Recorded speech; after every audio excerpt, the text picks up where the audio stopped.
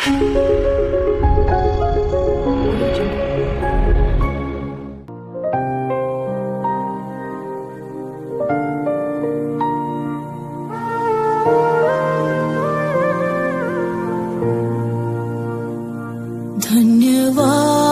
के साथ स्तुति गाऊंगा, हे यीशु मेरे खुदा। उपकार तेरे हैं बेशुमार, कोटि कोटि स्तुति धन्यवाद। धन्यवाद के साथ स्तुति गाऊंगा, हे यीशु मेरे खुदा।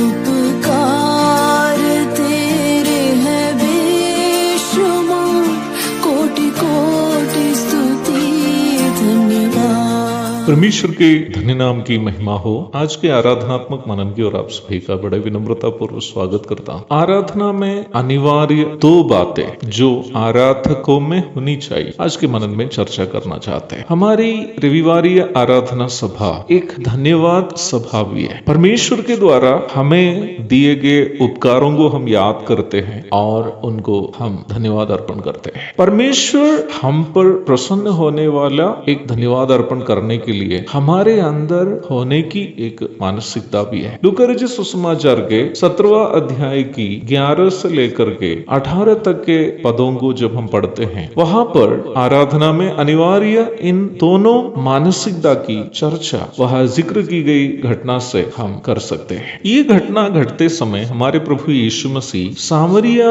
और गलील के बीच होकर यरूशलेम की ओर जा रहा। 10 कोढ़ी लोग उनके सामने आ गए। उन दिनों में कोढ़ एक श्रापित बीमारी के रूप में माने जाते थे। जो व्यक्ति कोढ़ से प्रभावित हो जाते हैं उसको घर से निकाला जाता है और वो व्यक्ति अन्य कोढ़ियों के साथ मिलकर के शहरपना के बाहर, गांव के बाहर कोई सुनसान जगह में रहते हैं। कभी भी आम लोगों के पास आने के लिए कोढ़ियों को अनुमति नहीं है। यदि किसी आम मनुष्य के सामने एक कोढ़ी आ भी जाता हो, कोढ़ियों को चिल्लाकर कहना पड़ता है कि मैं अशुद्ध हूँ, मैं अशुद्ध हूँ, मैं अशुद्ध हूँ, ताकि वो व्यक्ति उस क्षेत्र से अलग हो जाए। यदि एक कोढ़ी मर भी जाता हो, उसके कोई रिश्तेदार लोग उस व्यक्ति की लाश लेने नहीं जाते। शहरपना के बाहर कोई सुनसान जगह में गीत जैसे चिड़ियाएं आकर इन कोढ़ियों के शरीर को समाप्त करते। इस प्रकार एक श्रापित जीवन बिताने वाले लोग होते थे उन दिनों में कोढ़ी लोग। मैं ये संदेश जब दे रहा हूँ, मैं बिहार से दे रहा हूँ, आप में से कई लोग जानते हैं। आज भी बिहार के शहरों में अगर जाएंगे तो शहर के बाहर में कोई सुनसान क्षेत्र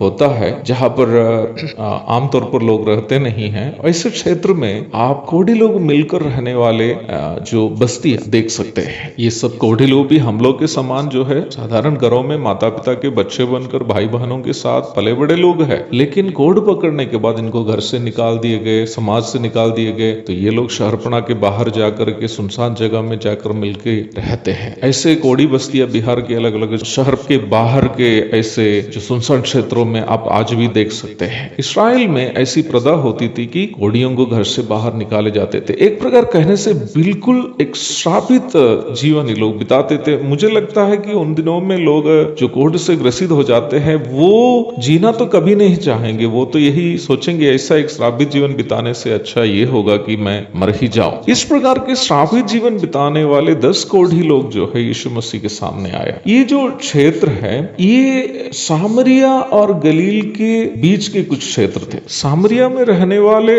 सामरी लोगों से गलील और यहूदा प्रदेश में रहने वाले यहूदी लोग नफरत करते थे और सामरियों को हीन समझते थे। परंतु प्रभु यीशु मसीह सामरियों से भी सुसमाचार सुनाते थे, यहूदियों से भी सुनाते थे। यीशु मसीह उस क्षेत्र से गुजर कर आ रहा था जो बहुत ही सुनसान संभवता था, जहां पर आमतौर पर लोग नहीं रहते थे, क्योंकि उस क्षेत्र में टेंशन होते थे, यहूदी और सामरी के बीच में नफरत होते थे। यहूदी कभी भी सामरियों की बस्तियों में नहीं घुसते थे और सामरी लोग भी नहीं चाहते कि वो यहूदियों के बीच में जाए। ऐसे क्षेत्र से ये कोढ़ी लोग चल के आ रहे थे जहां यीशु मसीह का मुलाकात उनसे हुआ है। और हम लूका रचित सुसमाचार के 17वां अध्याय के 11 से लेकर के नीचे की ओर पद में जब आते हैं और हम देखते हैं कि ये कोढ़ी लोग जो है यीशु मसीह से चंगाई का गुहार लगाते हैं और प्रभु यीशु मसीह उनसे कहता है 14वीं पद में, जाओ और अपने आप को याजकों को दिखाओ। यहूदियों की रीति के अनुसार यदि एक कोढ़ी किसी कारणवश चंगा हो जाता है तो उसको याजक के पास जाना पड़ता था और वहां से याजक ये सर्टिफाई करता था कि ये चंगा हुआ, तभी वो अपने घर, अपने गांव, समाज में वापस जा सकता है। यीशु मसीह इन लोगों से कहता है कि जाओ और याजकों को दिखाओ, ये साबित करो कि तुम चंगे हो गए। और ये 10 कोढ़ी लौट गए और पूरे के पूरे 10 कोढ़ी भी चंगे हो गए हैं। लेकिन इस भाग में हम लोग देखते हैं केवल एक व्यक्ति यीशु मसीह के पास लौट के आया। एक व्यक्ति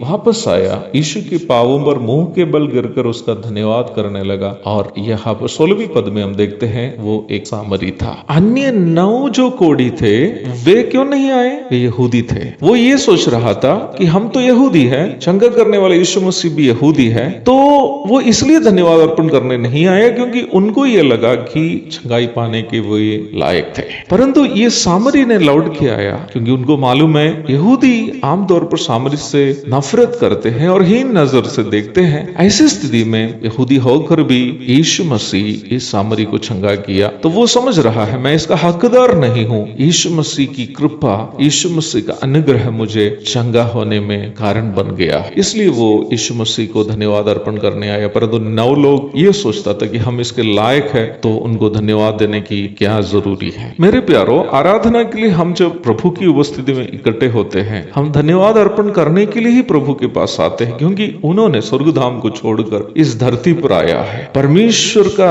नाम भी लेने के लिए हमारे पास कोई योग्यता नहीं था, उसके बावजूद भी उन्होंने हमें खोज कर आया है। जैसे सामरी स्त्री को खोज कर उन्होंने गया था, जैसे गरसनियों के देश के दुष्टात्मा ग्रसित आदमी को खोज कर प्रभु गया था, जैसे इन कोढ़ियों को खोज कर प्रभु उस रास्ते से आया था, हमें खोज करके वो स्वर्गधाम को छोड़कर आया। हम लायक नहीं थे। हम जब अपने अयोग्यता का एहसास करते हैं, वास्तव में हम प्रभु को धन्यवाद चढ़ाने में हम प्रेरित हो जाते हैं। आज सप्ताह के प्रथम दिन प्रभु की आराधना के लिए हम जब इकट्ठे होते हैं, हम इस बात को अवश्य मन में याद रखें कि इस सौभाग्यता, परमेश्वर के संतान होने का सौभाग्यता, परमेश्वर की आराधना करने की सौभाग्यता हमें हमारी योग्यता के कारण नहीं मिला है, केवल प्रभु यीशु मसीह की कृपा दृष्टि के कारण हमें प्राप्त हुई है। इस बातों को मनन करते हुए हृदय की गहराई से प्रभु को धन्यवाद अर्पण करने के लिए ये छोटा सा मनन जो है आपकी और मेरी प्रेरणा करे। प्रभु के धन्य नाम की महिमा हो। आमीन।